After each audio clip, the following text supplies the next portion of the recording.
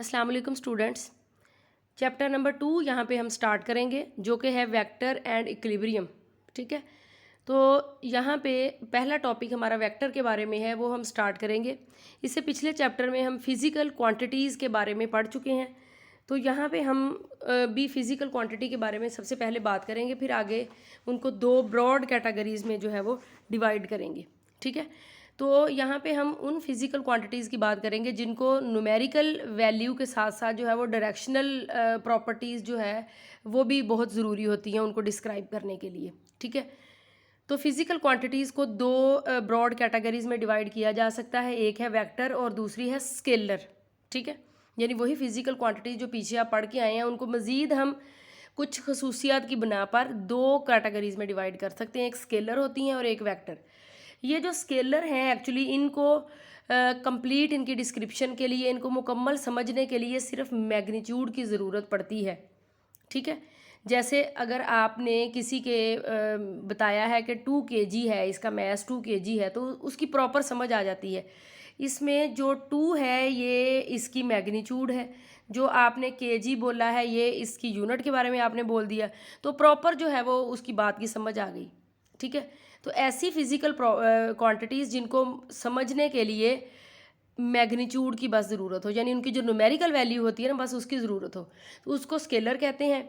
इसमें एग्जांपल्स आप क्या दे सकते हैं, मैस है, टाइम है, एनर्जी है और वर्क है, ये सारी स्केलर क्वांटिटीज़ हैं। दूसरी तरफ कुछ क्वांटिटीज़ ऐसी होती हैं जिनको न्यूमेरिकल वैल्यूज़ के साथ साथ डायरेक्शनल जो प्रॉपर्टीज़ है ना उनको भी साथ हमें बताना पड़ता है, उनकी डायरेक्शन के बारे में बताना पड़ता है। ठीक है, तो इनको हम कैसे डिफ़ाइन कर सकते हैं, magnitude as well as direction, यानी ऐसी फिज़िकल क्वांटिटीज़ जिनकी प्रॉपर डिस्क्रिप्शन के लिए मैग्नीट्यूड के साथ साथ न्यूमेरिकल वैल्यू के साथ साथ डायरेक्शन की भी ज़रूरत पड़े, ऐसी वैल्यूज़ कहलाती हैं वेक्टर्स, जिनके बारे में इस चैप्टर में हमने पढ़ना है। Force, velocity, acceleration, torque, momentum, ये सारी वेक्टर क्वांटिटीज़ हैं। ठीक है, एग्जाम्पल के तौर पे समझने के लिए, यानी अगर आप ग्राउंड में खड़े हैं और अगर आपको कहा जाए कि आप 2 किलोमीटर तक दौड़ें, तो 2 किलोमीटर जो है वो आपको बता दिया, आपको डिस्टेंस के बारे में बता दिया कितना डिस्टेंस जो है वो आपने दौड़ना है। ठीक है, न्यूमेरिकल वैल्यू जो है वो आपके पास आ गई जी 2 किलोमीटर है। लेकिन आप देखेंगे कि आप सोचेंगे कि मैं ग्राउंड में किस तरफ जो है वो दौड़ूं, मैं राइट की तरफ जाऊं, मैं लेफ़्ट की तरफ जाऊं, मैं आप अगली तरफ जाऊं या पिछली तरफ जाऊं, यानी अगर हम डायरेक्शन की बात करें तो मैं ईस्ट की तरफ जाऊं, वेस्ट की तरफ जाऊं, साउथ की तरफ जाऊं, यानी मैं किस डायरेक्शन में जो है वो मैं दौड़ूंगा। यानी आप को अगर 2 किलोमीटर बता भी दिया जाए कि आपने दौड़ना है, तो तब तक नहीं अपना जो है वो रनअप स्टार्ट करेंगे जब तक आपको डायरेक्शन के बारे में नहीं पता चल जाएगा कि आपने दौड़ना किस डायरेक्शन में है। तो ऐसी फिज़िकल क्वांटिटीज़ जिनको मुकम्मल तौर पर समझने के लिए सिर्फ मैग्नीट्यूड नहीं बल्कि डायरेक्शन की भी ज़रूरत पड़े, उनको कहा जाता है वेक्टर्स। ठीक है, नेक्स्ट हमारा है कि जैसे वेक्टर डिफरेंट है स्केलर से बहुत ज़्यादा, तो वैसे ही इनको रिप्रेजेंट करने का तरीका भी बहुत डिफरेंट होगा कि इनको रिप्रेजेंट कैसे किया जाता है, कैसे हमें पता चलेगा कि ये जो लिखा हुआ है ये वेक्टर है या स्केलर है। तो इसको दो तरीके हैं, एक सिंबलिक और एक ग्राफिकल, यानी सिंबल कोई दिया जाता है और दूसरा ग्राफिकली। तो सिंबल में ये आ जाता है कि जब भी आप अपनी बुक पे कोई बोल्ड फेस लेटर देखेंगे, ऐसे थोड़ा सा मोटा करके बोल्ड करके लिखा होगा, तो वो वेक्टर होगा। और अगर आपने हैंड रिटन में लिखना है तो आप एक ए या जो भी आपका लेटर होगा उसके ऊपर आप छोटा सा एरो का निशान डालेंगी। ये एरो का निशान जो है वो ये बताएगा कि ये आप किसी वेक्टर क्वांटिटी की बात कर रही हैं।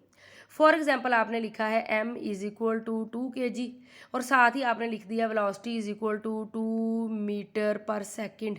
तो m के ऊपर तो नहीं, लेकिन वेलोसिटी के ऊपर अगर आपने यूँ डाल दिया फ़ौरन, तो पता चल जाएगा कि ये एक स्केलर है, ये जो है वो एक वेक्टर क्वांटिटी है। ठीक है, तो वेक्टर को सिंबलिकली रिप्रेजेंट करने के लिए लेटर के ऊपर वेक्टर का निशान छोटा सा डालना पड़ेगा। ग्राफिकली कैसे ड्रॉ कर सकते हैं, डायरेक्शन बतानी है आपने, तो आप एक एरो जो है वो ड्रॉ करेंगे। ये इस तरह से आप एक एरो ड्रॉ करेंगे, एक तरफ जो है वो एरो की टेल होगी, दूसरी तरफ एरो का हेड होगा, जिस तरफ आप ये निशान लगाते हैं। ये क्या आपको क्या बताएगा, इसकी जो लेंथ होगी वो आपको इसकी मैग्नीट्यूड के बारे में बताएगी। लंबा है तो मैग्नीट्यूड ज़्यादा होगी, छोटा है तो मैग्नीट्यूड कम होगी। और ये जो एरो है ये आपको इसकी डायरेक्शन के बारे में बताएगा। जैसे मैंने एरो इधर को लगाया है तो इसका मतलब है मैं जिस वेक्टर की बात कर रही हूँ उसकी डायरेक्शन इस तरफ है, ठीक है।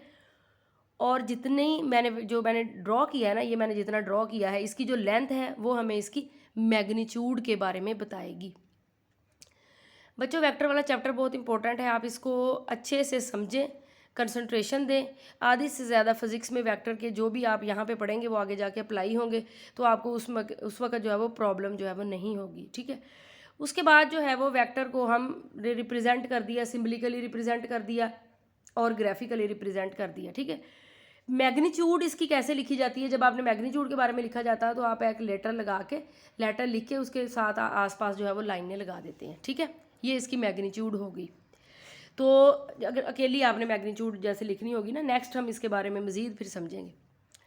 उसके बाद जो है वो अगर वेक्टर को एक स्केल जो है वो भी चूज़ किया जाता है वेक्टर को लिखने के लिए, यानी आपने जो जैसे अगर आप ये वाली इस तरह की निशान लगाते हैं तो आप मीटर रॉड से जो है वो इसकी लेंथ लेते हैं, वो लेंथ किसके बराबर होगी उसको कहा जाता है स्केल चूज़ करना।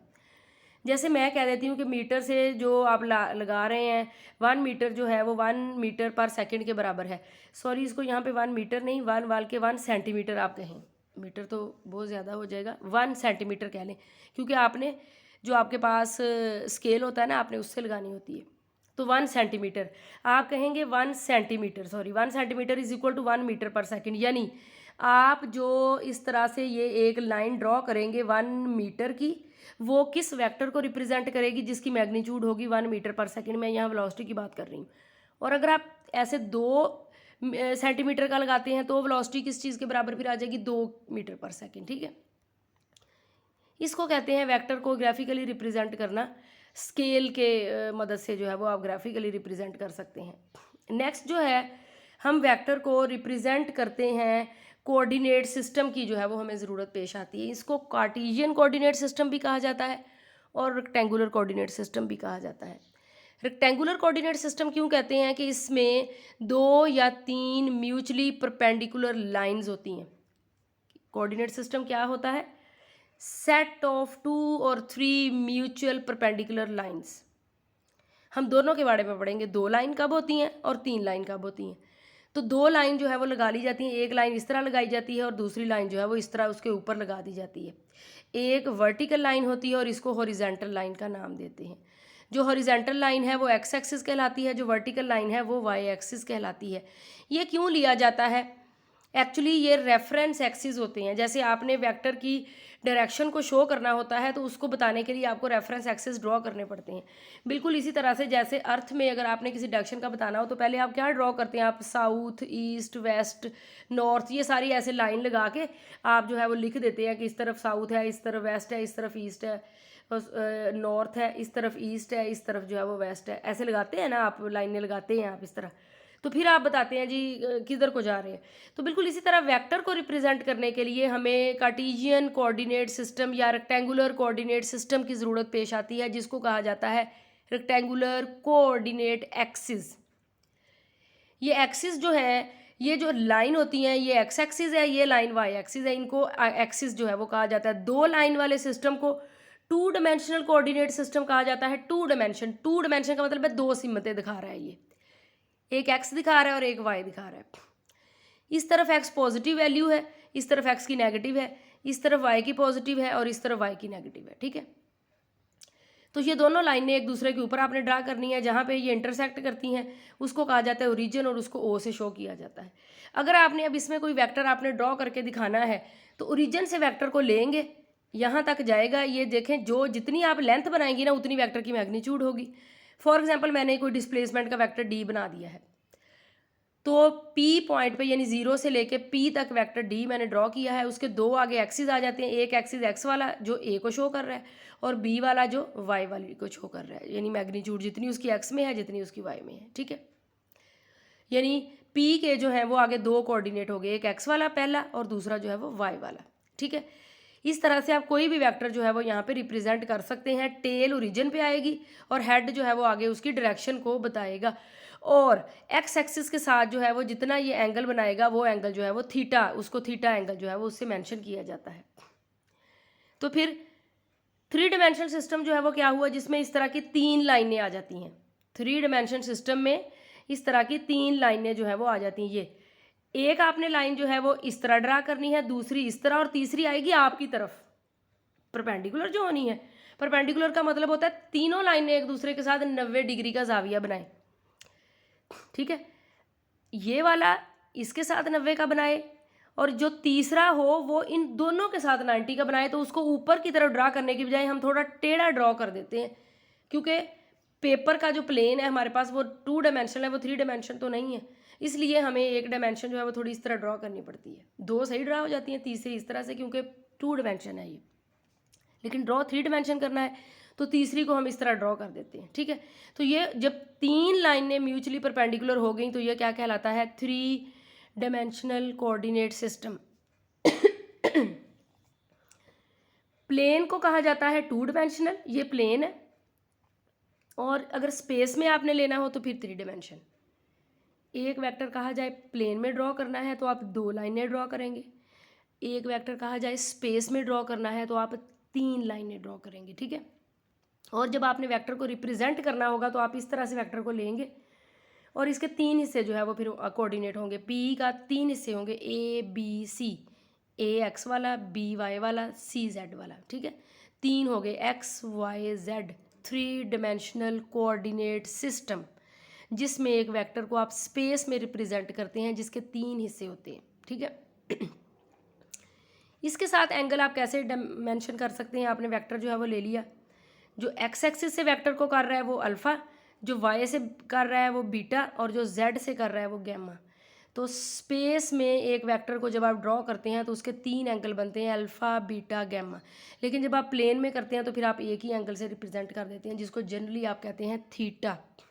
समझ आ गई। ये जो कोऑर्डिनेट सिस्टम है ये एक्चुअली रेफरेंस एक्सिस है। इस रेफरेंस से इसको रेफरेंस मान के कि ये 0 है, इधर पॉजिटिव एक्स एक्सिस है, इधर नेगेटिव है, इधर वाई एक्सिस है, इधर जो है वो आपका वाई एक्सिस है, इधर नेगेटिव वाई है, इधर पॉजिटिव एक्स है, इधर नेगेटिव एक्स है। तो इनके मुताबिक आपने अपने वेक्टर को ड्रॉ करना होता है। कैसे ड्रॉ करना होता है, बिल्कुल ऐसे ही कि इस तरह से टेल और इस तरह से हेड। तो ये इनको कहा जाता है रेफरेंस एक्सिस। 2 लाइनें इस तरह ड्रॉ करेंगे तो 2 dimensional system, rectangular coordinate system, मतलब 90 का जाविया एक दूसरे के साथ बना रही होंगी, ठीक है। और अगर आपने स्पेस में ड्रा करना है तो 3 डायमेंशनल सिस्टम, जिसमें 3 लाइनें एक दूसरे के साथ परपेंडिकुलर बनाएंगी और फिर आप अपना वेक्टर जो है वो वहाँ पे शो करेंगे, ठीक है। तो ये था वेक्टर की रिप्रेजेंटेशन, उसको ड्रॉ कैसे करना है, उसको लिखना कैसे है, उसके लिए कौन से एक्सिस की ज़रूरत पेश होती है, ठीक है। नेक्स्ट हम दोबारा मेन इसकी जो प्रॉपर्टीज़ हैं वो कल डिस्कस करेंगे।